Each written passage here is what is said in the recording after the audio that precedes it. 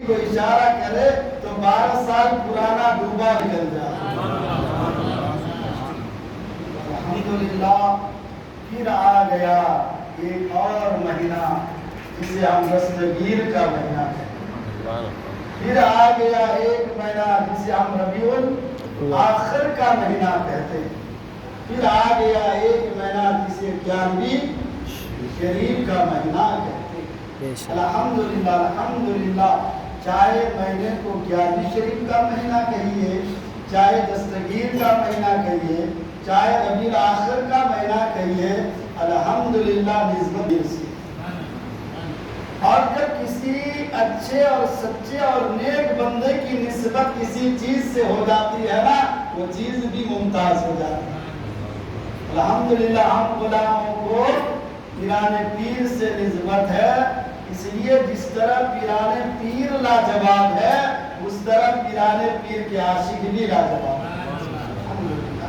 تو آج الحمدللہ میں حضور غوث اعظم رضی اللہ تعالیٰ عنہ کی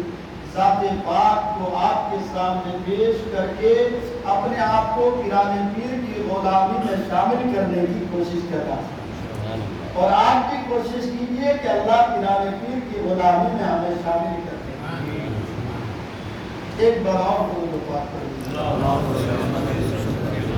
شفیعنا حبیبنا مولانا محمد علیہ وسلم،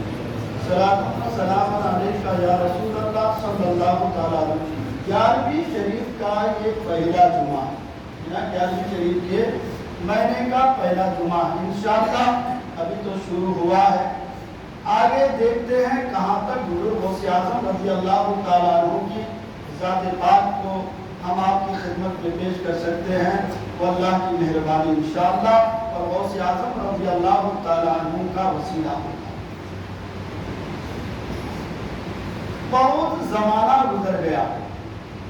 صدیاں گزر گئی، سالوں گزر گئے، مہینے گزر گئے، مگر حضور غوث اعظم کی شہرت کے آفتاب چمکا چمکتا آج کی پوری آب و تاب کے ساتھ آپ کا آفتاب چمک رہا ہے اور روشنی دے رہا ہے، اور الحمدللہ قیامت تک آپ کے آفتاب و مہتاب چمکتے رہیں گے اور کبھی آپ کے آفتاب کو گہن نہیں لگے گا۔ اللہ رب العزت نے حضور غوث اعظم رضی اللہ تعالیٰ عنہ کو ایک ایسی عظیم شخصیت بنا کر کے دنیا میں بھیجا ہے، والحمدللہ ہم غلاموں کے لیے رہنمائی اور رہبری کا پیغام دیتا ہے۔ حضور غوث اعظم رضی اللہ تعالیٰ عنہ کی ذات پاک کو میں بیان کروں، میں وہ چیز بھی بتا دینا چاہتا ہوں جو ہمارے بزرگان دین کے عاشق، اولیاء کاملین کے عاشق 11ویں شریف کے مہینے میں 11ویں شریف کا پروگرام انعقاد کرتے ہیں تو کس انداز میں کریں، وہ بھی میں آپ کو بتا دوں گا۔ بچپن کی طرف تھوڑا آئیے، کیونکہ پیران پیر کوئی معمولی شخصیت کا نام نہیں ہے۔ ایسے ہی اللہ رب العزت کی طرف سے آپ کو دستگیر کا لقب نہیں ملا۔ دستگیر کا مطلب معلوم ہے آپ کو؟ ہاتھ میں پکڑنے والے۔ کس کو؟ مفسرین نے اس کی، علماء نے اس کی تفسیر کی ہے کہ غوث اعظم نے پوری دنیا کو اپنے ہاتھ کی ہتھیلی میں پکڑ کے رکھا ہے۔ سمجھ رہے ہیں آپ؟ کوئی معمولی شخصیت کا نام عبد القادر جیلانی نہیں ہے، کوئی معمولی شخصیت کا نام غوث اعظم نہیں ہے۔ اللہ رب العزت نے آپ کو وہ پاور، وہ طاقت، وہ قوت، وہ عظمت و برکت، وہ کرامت آپ کو عطا فرمائی۔ الحمدللہ۔ اس لیے ہماری زبان تو چھوٹی ہے، نہ ہم سنا سکتے ہیں، اور آپ کی کان بھی چھوٹی ہے، نہ آپ سن سکتے ہیں۔ آپ کہیں گے کہ تھوڑی دیر کے لیے اگر ہمارے زبان میں لاؤڈ اسپیکر نہ ہو تو ہماری آواز مسجد کے باہر تک بھی نہیں نکلے گی، لیکن پیران پیر رضی اللہ تعالیٰ عنہ کی زبان پاک وہ ہے کہ آپ کے مجمع کرم میں 70,000 سے بھی زیادہ لوگ ہوتے تھے۔ کتنے ہزار؟ 70۔ اور سنیے جناب، کیونکہ میں تو حضور پیران پیر کی شان میں کتاب لکھ چکا ہوں، اتنا تو میں آپ کے سامنے بیان نہیں کر سکتا، لیکن جتنا مختصر ہو رہا آپ کو آپ کی خدمت میں پیش کروں تاکہ آپ کوشش کریں کہ پیروں کے پیر کا غلام بن جائے، کیونکہ کل قیامت کا دن ہوگا، حشر کا میدان ہوگا، بلا کی گرمی ہوگی، اور ہمیں ایک ایسا مجمع میں لے کر کے جایا جائے گا جہاں غوث بھی ہوں گے، خواجہ بھی ہوں گے، قطب بھی ہوں گے، ابدال بھی ہوں گے، اللہ کے نیک بندے ہوں گے، اور پھر وہ کہیں گے پہچانو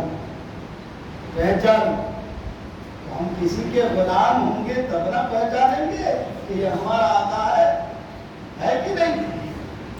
اس لیے جب ہم کسی کے غلام ہوں گے دنیا میں تو ہم دور سے کہیں گے یہ آقا ہے، ابھی ہم کہیں گے بھی نہیں، اللہ کی طرف سے انہیں رہبری اور رہنمائی مل جائے گی اور وہ اشارہ کر کے ہماری بخشش کا ذریعہ بن جائے گی۔ آپ نے سنا ہوگا خطبہ دیتے ہیں، علماء بیان کرتے ہیں کہ کل حشر کے میدان میں آدمی ایک نیکی کے لیے ترس رہے ہوں گے، مگر ایک شخص ایسا ہوگا کہ وہ اگر ایک اللہ کے نیک بندے کو نماز کے لیے وضو کا پانی دیا ہے تو اللہ اس کا بھی بدلہ عطا فرمائے گا۔ تو میرے بھائی میرے دوست، جب کسی نیک بندے کی وضو کے لیے ہم پانی دیں گے تو اس پانی کے قطرے کا بھی جواب ہمیں جو ہے بدلہ ملے گا، تو ہم ماں باپ کی خدمت کریں گے تو جائیے دور سے، ماں باپ کی خدمت کریں گے تو بڑوں کی تعظیم کریں گے تو آپس میں پیار محبت قائم کریں گے تو عالم دین مسجد امام کی اگر تعظیم کریں گے تو میں تشریح کی طرف نہیں جا رہا ہوں، انشاءاللہ دے رہا ہوں الحمدللہ۔ تو معلوم یہ ہوا کہ انسان دنیا میں تو آیا ہے نا نیکی کر، کیا نیکی کر، کسی نیکی کو چھوٹی نیکی سمجھ کر نہ چھوڑ۔ لوگ بولتے ہیں کیا ہو گیا ہے لوگوں کو، ابھی فرض کی نماز ادا ہوئی ہے نکل کے چلے جاتے ہیں، مطلب اب سنت کی کوئی حقیقت نہیں ہے ان کے پاس، اب نوافل اور واجبات کی کوئی حقیقت نہیں ہے۔ یہ حقیقت تو کل قیامت کے میدان میں پتا چلے گا نا کہ ایک آدمی کے پاس 99 نیکی ہے مگر ایک نیکی نہیں ہے۔ اللہ رب العزت نے فیصلہ کر دیا، اے میرا بندہ تیرے پاس 99 نیکی تو ہے، نماز کی بھی نیکی ہے، روزے کی بھی نیکی ہے، قرآن پاک کی تلاوت کی نیکی بھی ہے، تیری ماں باپ کی تو نے خدمت کیا تھا اس کی بھی نیکی ہے، مال کا زکات دیا تھا اس کی بھی نیکی ہے، بڑوں کو سلام کیا تھا اس کی بھی نیکی ہے، چھوٹوں سے پیار کیا تھا اس کی بھی نیکی ہے، تیرے پاس نیکی ہی نیکی ہے، کتنی ہے 99 نیکی ہے، اب تجھے ایک نیکی کی ضرورت ہے۔ کتنی نیکی کی؟ ایک نیکی کی ضرورت ہے، جا لے کر میرے بھائی اس وقت ایک نیکی کے لیے کہاں نہیں پھرے ہوں گے۔ ماں باپ کے پاس بھی گئے، ماں باپ نے کہا ہم خود ایک نیکی کے لیے آج ترس رہے ہیں۔ یاد رکھو جو لوگ فرض نماز چھوڑ کر نکل جاتے ہیں اور سنت و واجبات و نوافل کی کوئی قدر نہیں کرتے ہیں، تو ان تک یہ پیغام دے رہا ہوں تاکہ وہ پیغام حاصل کریں، اور جو لوگ نماز نہیں پڑھتے ہیں انہیں یہ پیغام دیتا ہوں جب ایک مستحب نیکی تمہاری جنت کا ذریعہ ہو سکتا ہے تو تم فرائض کو کیسے چھوڑ سکتے ہو؟ فرائض کو کیسے تم؟ تو اللہ اکبر، وہ شخص پھیرے گا کوئی نہیں، ایک نیک دوست آئے گا، کون؟ سبحان اللہ۔ اس لیے دنیا میں دوستی کرو، کیا کرو؟ دوستی کرو نیکوں سے، کس سے؟ بیٹھو گے نا، اور اگر آپ کو 4 دن امام صاحب فجر کی نماز میں نہیں دیکھا نا تو ایک دن نہیں بولیں گے، دوسرے دن نہیں بولیں گے، تیسرے دن آپ کو کہہ دیں گے، چاہے کس انداز میں بھی آپ کو کہہ دیں گے کہ آپ فجر کی نماز میں آیا کیجیے، مگر وہی ایک لچے، لفنگے، ایک شرابی، ایک جواری، ایک تاش باز، ایک کبوتر باز، ایک پتنگ باز کے پاس چلو گے نا تو آپ کو ایک دن کبوتر باز یا پتنگ باز یا جمعہ باز بنا دینا ہے کہ نہیں؟ آج کل کے ہمارے نوجوان کر رہے ہیں بھائی، ہمارے بچے کر رہے ہیں، پتنگ کی یاد آئی تو چھتوں پر اب نہ کھانے کا فکر نہ پینے کا فکر، پتنگ اڑا رہے ہیں۔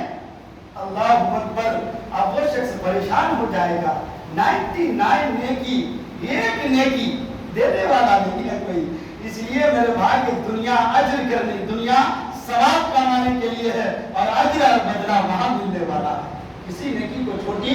ना समझो। अब वो एक दोस्त से मुलाकात करेगा, उनका नेक दोस्त होगा, अगरचे वो दुनिया में कैसा गिरा होगा, वो नेक दोस्त होगा। वो कहेगा दोस्त क्या हाल है? क़यामत के दिन अल्लाह तबारक व तआला एक दोस्त दूसरे दोस्त को मिला देगा। सुभान अल्लाह, सुभान अल्लाह। अल्लाह तबारक व तआला की अज़मत पर कुर्बान जाइए, रब की रहमत पर कुर्बान जाइए, रब की अज़मत पर कुर्बान जाइए। रब कदीर अपने बंदों पर कितना रहमत करम की बारिश निछावर करता है। वो दोस्त कहेगा दोस्त तेरे पास 99 नेकी है, मैं तो गुनाह किया था, मेरे तो सारी नेकियां खत्म हो गई, एक नेकी जो मैंने की थी वो ले ली क्या? एक ही नेकी मेरे पास बची है, कोई नेकी काबिल कबूल खुदा की बारगाह में नहीं है। ना जाने मेरी नमाज कैसी थी, मेरा रोजा कैसा था, मेरी इबादत कैसी, ना जाने मेरे पास सारी नेकियां खत्म हो गई है, कबूल नहीं हुई मेरी इबादत, लेकिन एक नेकी है, एक नेकी आपने ली थी, ले लेते हैं। वो रब की बारगाह में जाते हैं, परवरदिगार ये एक नेकी लेकर के आया है,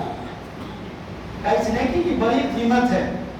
जब तुम्हारी 100 की गिनती पूरी हो गई, परवरदिगार आलम की रहमत जोश में आई, फरिश्तों को हुक्म दिया, ऐ मेरे फरिश्तों जो मेरी जात पर भरोसा करते हैं, मेरी रहमत पर भरोसा करते हैं और नेकी तलाश करने के लिए निकल जाते हैं और उसे नेकी मिल जाती है, आप इस बंदे को जो है इस पर आजाद ना दिया जाए बल्कि इन्हें बख्श दिया जाए। अब इस बार परवरदिगार आलम की बारगाह में झुक जाएगा, परवरदिगार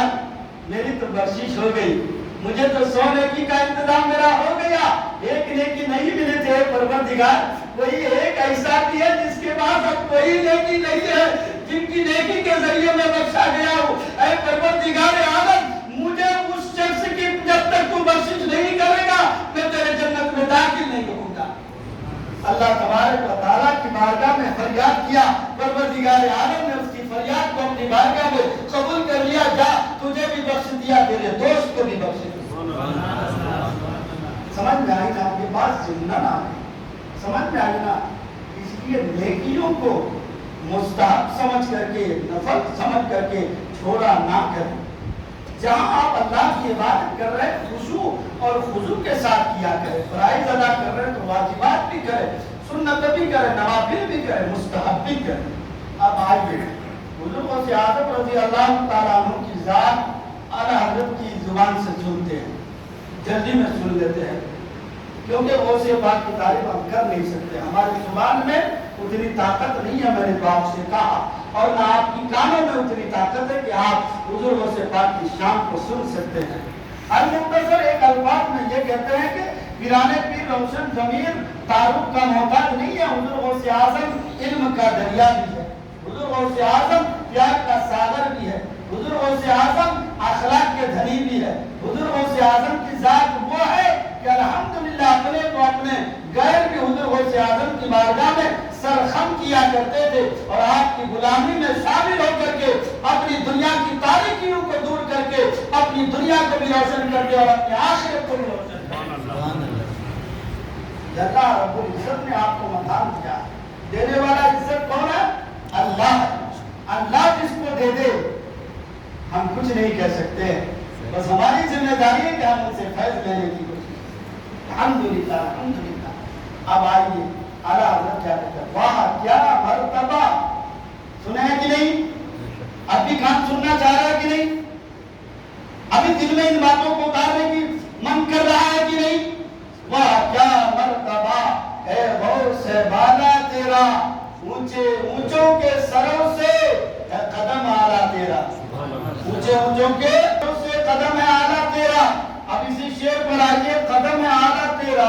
हुजूर पीराने पीर ने ये ऐलान किया, मेरा ये कदम तमाम वलियों के गर्दन पर, कहते कि उस वक्त मेरे मुताले के हिसाब से, मैंने तो किताब लिखी ना 400 पेज की बुजुर्गों की शान में, तकरीबन मैंने 200 औलिया कामिलीन को मैंने उस किताब के अंदर जमा किया, 200 बुजुर्गों को। तो उस वक्त पूरे रुए जमीन के अंदर 313 औलिया कामिलीन थे। कितने? मेरा ये कदम तमाम वलियों के गर्दन पर। तो कहते हैं कि तमाम औलिया कामिलीन ने अपना सर झुका दिया। ईरान हजरत ख्वाजा खाकान, ख्वाजा हिंदुस्तान, ख्वाजा अजमेरी संगरी हसनी रज़ी अल्लाह तआला अन्हु, حسینی رضی اللہ تعالیٰ عنہ فرماتے ہیں کہ میں جو ہے ایک پہاڑی پر چلا کشی میں تھا، میری کانوں نے سنا جب غوث اعظم کہہ رہا کہ میرا یہ قدم تمام ولیوں کے گردن پر ہے، میں نے اپنا سر جھکایا اور سر جھکا کر کے کہا حضور غوث اعظم کہ آپ کا قدم صرف ہمارے گردن پر نہیں سر آنکھوں پر بھی ہے، سبحان اللہ، سر آنکھوں پر بھی ہے۔ اب میں کہہ رہا ہوں اے بھارت کے مسلمانوں، تم آپ یہ غور کرو، جب بھارت کا راجا اور مہاراجا کہہ دے کہ اے غوث اعظم، اے عبد القادر جیلانی، تمہارے یہ قدم صرف ہمارے گردن پر بھی نہیں سر آنکھوں پر بھی ہے، اور میرے اعلیٰ حضرت نے تو کہا ہے حضور غوث اعظم آپ کا قدم مبارک ہے، چاہے ہمارے سر پہ رکھو یا چاہے ہمارے گردن پہ رکھو۔ تو جب وہ حضور غوث پاک نے اعلان کیا تمام ولیوں کے گردن پر میرا یہ قدم ہے، تو خواجہ نے کیا کہا، آپ نے سن لیا، اس لیے میرے اعلیٰ حضرت نے اس کا نقشہ کھینچا ہے، سر بھلا کوئی ہے کہ ہے کیسا تیرا، نیند آ رہی ہے زمان میں، سبحان اللہ، سر بھلا کوئی کیا جانے کہ ہے کیسا تیرا، اولیاء ملتے ہیں آنکھیں وہ ہے تلوار تیرا، اولیاء ملتے ہیں آنکھیں وہ ہے تلوار تیرا، اور کیا دبے جس پہ حمایت کا ہو پنجہ تیرا، کیا دبے جس پہ حمایت کا ہو پنجہ تیرا، شیر کو خطرے میں لاتا نہیں کتا تیرا۔ اس شیر میں بھی ایک کرامت ہے، آپ نے سنا ہے، سن لیجیے، ایک منٹ میں سنا دیتا ہوں۔ جب میں نے ابھی کہا کہ حضور غوث پاک کے مجمع میں 40,000 سے 70,000 تک لوگ جمع ہوتے تھے، اور کوئی لاؤڈ اسپیکر بھی نہیں تھا، الیکٹرانک سسٹم نہیں تھا، کہتے ہیں تاریخ میں آتا ہے، روایت میں آتا ہے، جتنا سامنے والا سنتا اتنا پیچھے والا بھی سن لیتا۔ اب گورو تقوی غوث اعظم کیا مقام رکھتا ہوگا کہ جو سامنے والا جتنا سن رہا ہے پیچھے والا بھی سن رہا ہے، اور یہ تک محدود نہیں ہے، بہجت الاسرار پڑھیے، حضور غوث پاک کے بارے میں آیا ہے کہ جتنا مجمع انسانوں کا ہوتا تھا اس سے زیادہ جناتوں کا مجمع ہوتا تھا۔ مدرہ تو آپ انسانوں کے بھی پیر ہے اور جنوں کے بھی پیر ہے، پیر ہمارا پیر ہے۔ ہم لوگ جو ہے بیعت کر لیتے ہیں، جبکہ لوگوں کو معلوم ہے بیعت کا مطلب یہ ہے کہ تیرانے والا، بیعت لینے کا مطلب ہے کہ جس سے ہم بیعت لے رہے ہیں وہ ہماری بخشش کرا سکے، جس سے ہم بیعت لے رہے ہیں وہ صراط مستقیم پر ہمیں چلانے کی کوشش کرے، جس سے ہم بیعت لے رہے ہیں وہ ہمیں نمازی بنانے کی کوشش کرے، جس سے ہم بیعت لے رہے ہیں وہ ہمیں تقوی پرہیزگار بنانے کی کوشش کرے، جس سے ہم بیعت لے رہے ہیں وہ ہمیں یہ بتانے کی کوشش کرے کہ کپڑے پہننا کس طرح مصطفیٰ کی سنت ہے، چلنا کس طرح مصطفیٰ کی سنت ہے، اٹھنا کس طرح مصطفیٰ کی سنت ہے، بیٹھنا کس طرح مصطفیٰ کی سنت ہے، کھانا کس طرح مصطفیٰ کی سنت ہے، پینا کس طرح مصطفیٰ کی سنت ہے۔ بیعت اس لیے دی جاتی ہے جناب تاکہ وہ ہمیں گمراہوں سے بچا سکے، چاہے وہ ہمیں گناہوں سے بچانے کی کوشش کرے، چاہے وہ ہمیں بھٹکنے سے رائے راست پر لانے کی کوشش کرے، اور ہمارے پیروں کا تو حال یہ ہے کہ خود نماز نہیں پڑھتے۔ میں سب کی بات نہیں بول رہا ہوں، میری آنکھوں میں کچھ پیروں کو دیکھا ہے، میں ان کی بات بول رہا ہوں۔ تو بتائیے جب ہمارا پیر نماز نہیں پڑھتا ہے تو ہم کیا نماز پڑھیں گے؟ اس لیے بیعت لینا ایسے کو دیکھ کے دینی بخشش کا ذریعہ ہو جائے، ایسے سے بخشش لینا جو آپ کو گمراہوں سے نکال کر کے صراط مستقیم کا راستہ دکھانے کی کوشش کرے۔ ٹھیک ہے، ایک ضمنت بات آ گئی، تو یہ پیروں کا پیر ہے، انسانوں کا پیر اور جنوں کا بھی پیر۔ بزرگوں سے پاک رضی اللہ تعالیٰ عنہ کی ذات پاک یہ ہے کہ آپ جب اپنے خانقاہ میں تشریف فرما ہوتے نا تو لوگوں کو واعظ و نصیحت کرتے۔ الحمدللہ ہم تو ہدیہ لے کر کے واعظ و نصیحت کرتے ہیں، لیکن وہ ولیوں کا ولی ہے، آپ ہدیہ لے کر کے نہیں بلکہ آپ ہدیہ دے کر کے خدمت کیا کرتے ہیں۔ سبحان اللہ، سمجھ رہے آپ کا مجمع ہوتا، جو کچھ آپ کے گھر میں ہوتا، اور الحمدللہ آپ کوئی چھوٹے آدمی نہیں تھے، جس طرح اللہ روحانی مقام آپ کو عطا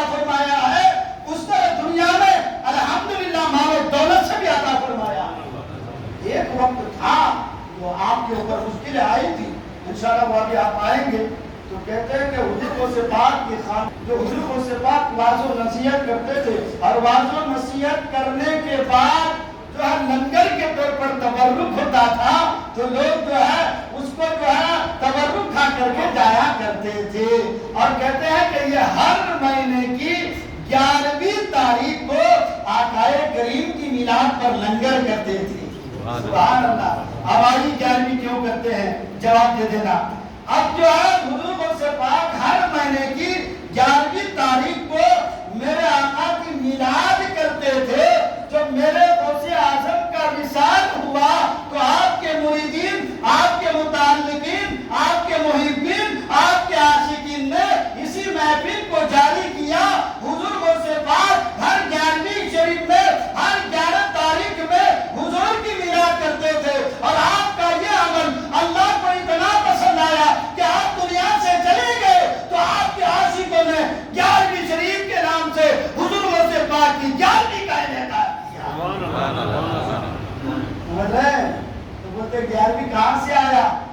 حالانکہ اس مہینے میں پیران پیر کی ولادت نہیں ہوئی حضور غوث اعظم کب پیدا ہوئے رمضان سے کب پیدا ہوئے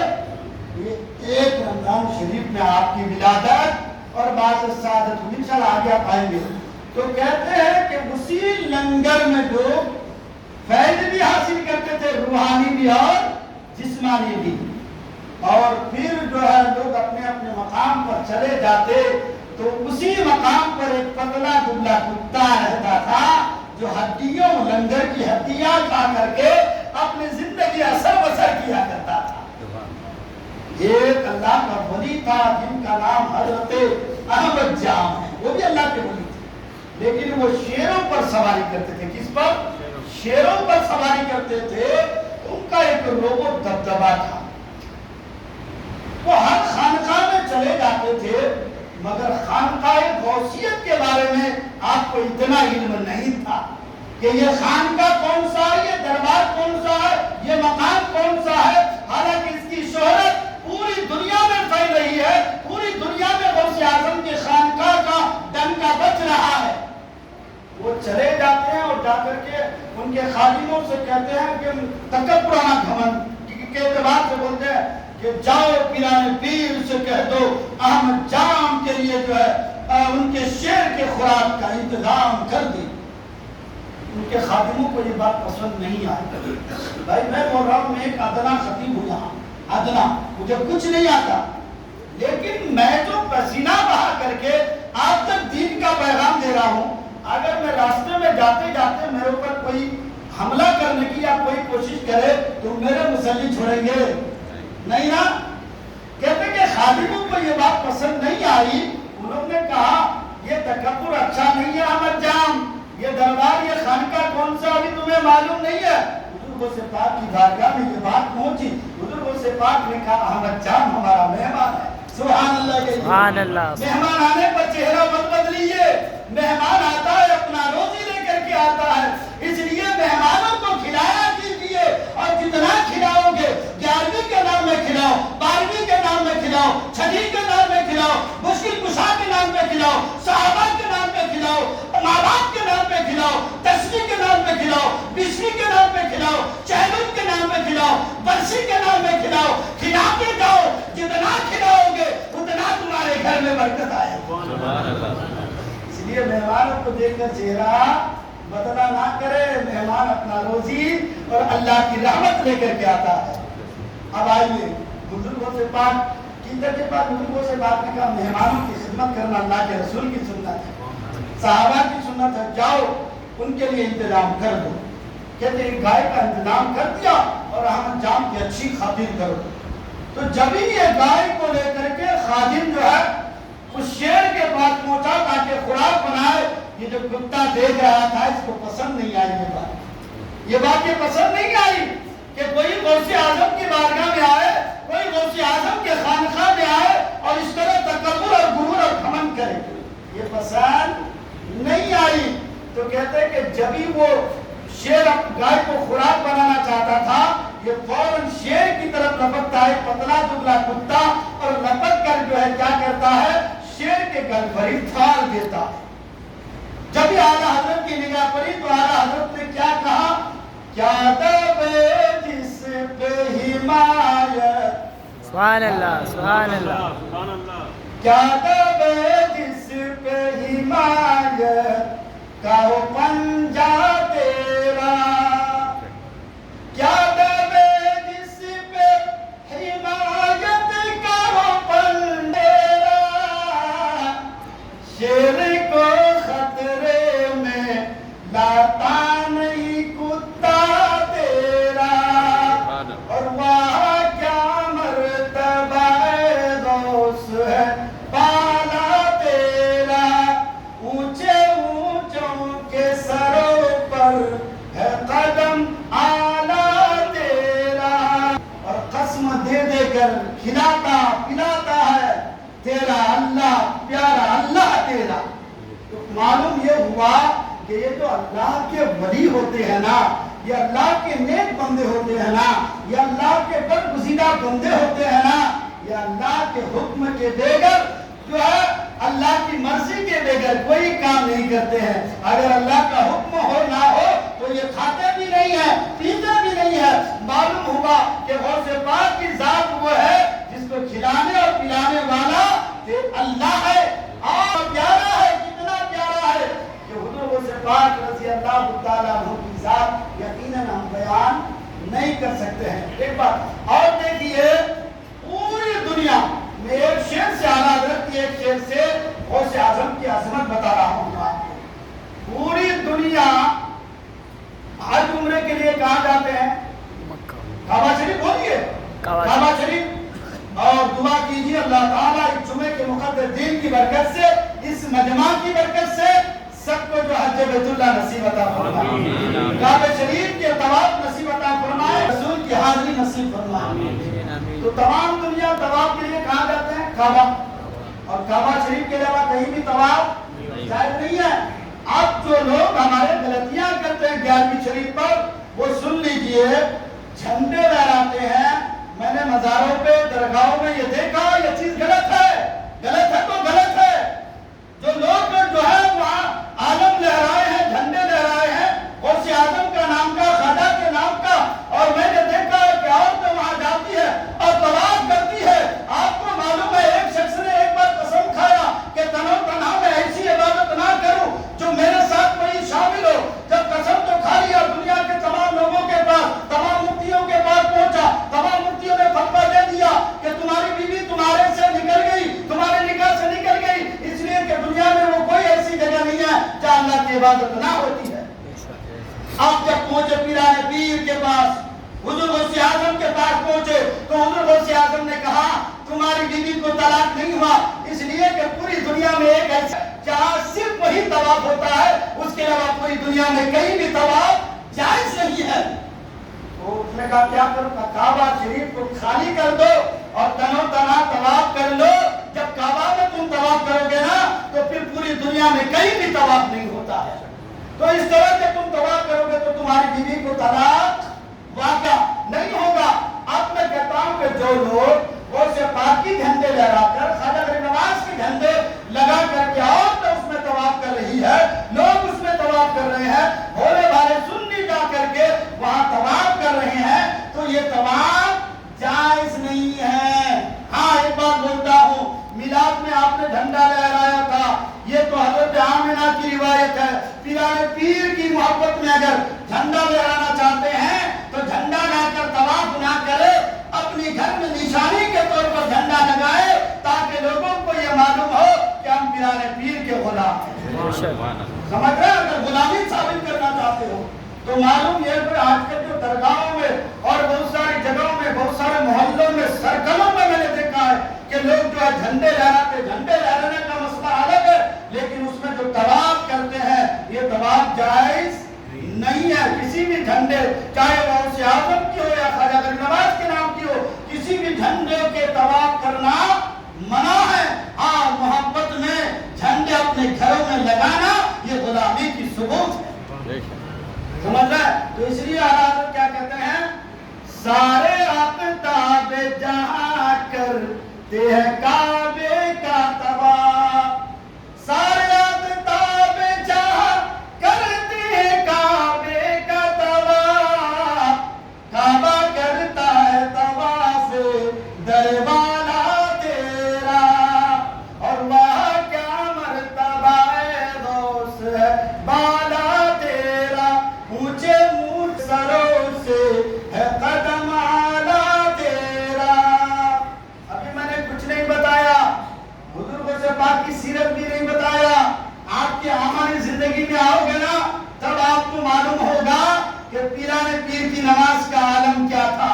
جائیں پیر کے سجدے کا عالم کیا تھا. وقت ہو چکا ہے, آنے والا جمعہ تھوڑا ٹائم سے آنے کی کوشش کیجیے. اللہ تعالی ہمیں آپ کو تمام لوگوں کو عمل کی توفیق عطا فرمائے. چاند کی روشنی میں الجامعۃ الاشرفیہ مبارک پور کی شہادت پر اور ہمارے کرناٹک کی شہادت پر الحمدللہ عاشقان غوث اعظم کے لیے 11ویں شریف کی محفل سجانے والے عاشقوں کے لیے 11ویں شریف جو ہے آج یعنی آنے